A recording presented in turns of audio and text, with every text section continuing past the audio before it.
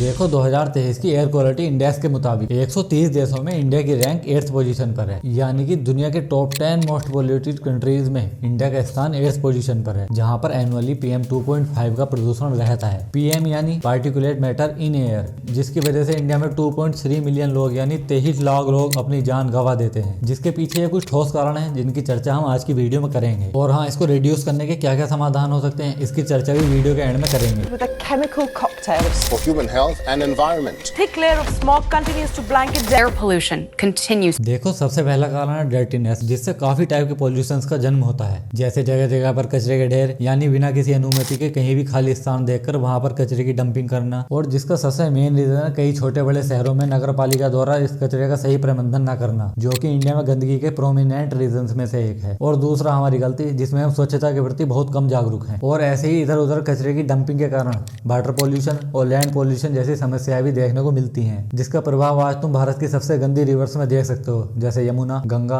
और ऐसे ही अन्य भारत की तमाम नदियां जो अब पूरी तरीके से प्रदूषित हो चुकी हैं। जिसका सबसे बड़ा कारण है फैक्ट्री द्वारा देश की सबसे बड़ी नदियों में वाटर को बिना किसी ट्रीटमेंट के छोड़ा जाना। साथ ही बड़े बड़े शहरों में निकलने वाले बड़े बड़े सीवेज की समस्या, जो जाकर सीधे नदियों में गिरते हैं और उनको पूरी तरीके से प्रदूषित कर देते हैं। और तुम इस वीडियो में देख सकते हो कि कैसे यमुना रिवर का ये हाल हो जाता है, जिसके कारण यानी वाटर पॉल्यूशन के कारण ही इंडिया में लगभग 38,000 लोगों की मौत प्रति वर्ष हो जाती है। और तीसरा कारण है सोइल पोल्यूशन, जिसका प्रभाव हमें आने वाले समय में दिखाई देगा। खैर, अब तो दिखने भी लगा है, जिसके कारण सोइल की फर्टिलिटी यानी उत्पादक क्षमता बहुत कम हो गई है। और सोइल पोल्यूशन का सबसे बड़ा कारण है बिना किसी ट्रीटमेंट के इधर उधर कचरे को डाल देना, और बड़े बड़े कारखानों और कंपनियों द्वारा यूज किए जाने वाले कई प्रकार के जहरीले पदार्थ जो कहीं भी बिना ट्रीटमेंट के डाल दिए जाते हैं। और इसके साथ ही खेती में बहुत से रासायनिक पदार्थों का प्रयोग किया जाना, जिसके कारण भी उत्पादक क्षमता काफी कम हो रही है। और हाँ, इसका प्रभाव हमें निकट भविष्य में फूड साइकिल पर भी देखने को मिलेगा। और इसके साथ ही एक पोल्यूशन का सबसे बड़ा कारण है नॉइस पोल्यूशन, जिसमें भारत की एक मोस्ट पोल्यूटेड सिटी भी आती है,